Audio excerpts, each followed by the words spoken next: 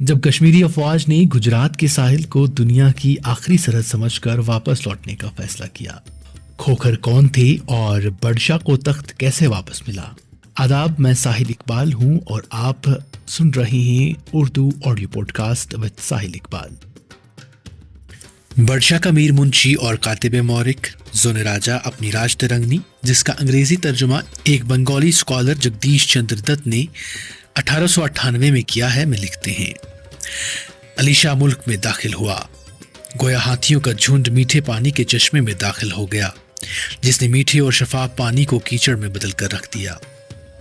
سامنے آنے والے ہر شخص کو کچلتا مسلتا آگے بڑھ گیا، تباہی بربادی پھیلاتا ہوا طوفان کی طرح، گویا خوبصورت اور نازک پھولوں کے باغات میں بندروں کا گول داخل ہو گیا ہو، جس نے ہر ٹہنی، ہر ڈالی، ہر کلی اور ہر گل کو مسل دیا۔ کشمیر نے تاریخ کے بدترین تباہی اپنی آنکھوں سے دیکھی اور خاموش رہا، جبکہ پرویز دیوان کے مطابق سلطان علی شاہ ڈوگرا ملکہ کے ہمراہ اس کے رشتہ داروں کی ایک بڑی تعداد کشمیر وارد ہوئی، جسے علی شاہ نے سری نگر کے شہر خاص کے جمال ہٹا علاقے میں آباد کیا، جہاں ایک تاریخی منڈی قائم کی گئی۔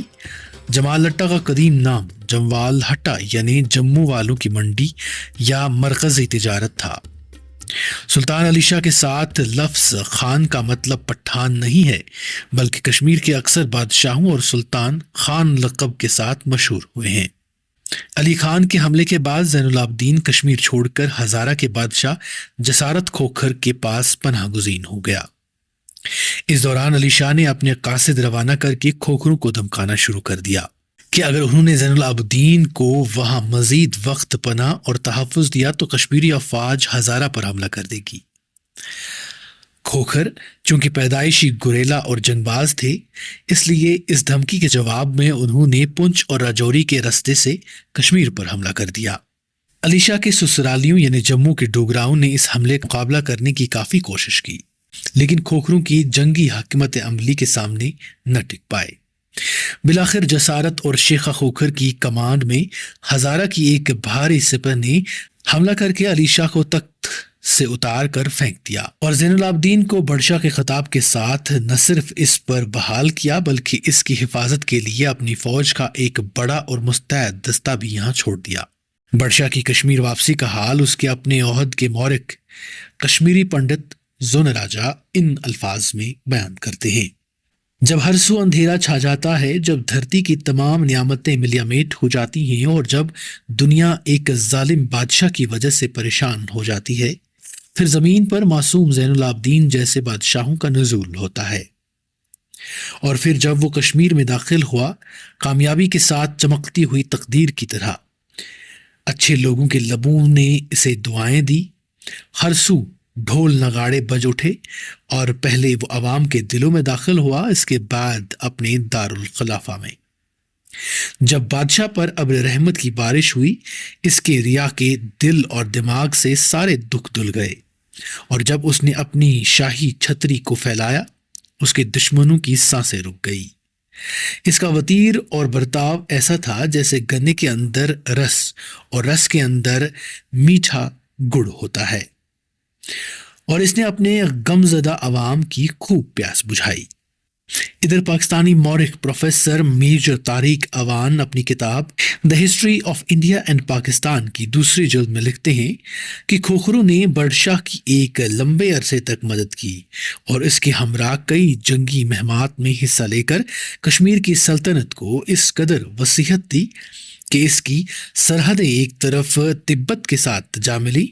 دوسری جانب ہماچل کے ساتھ پنجاب کا بیشتر حصہ بھی اس میں شامل ہو گیا، جبکہ مغرب میں کشمیری افواج فتوحات حاصل کرتے ہوئے گجرات کے ساحل تک جا پہنچی،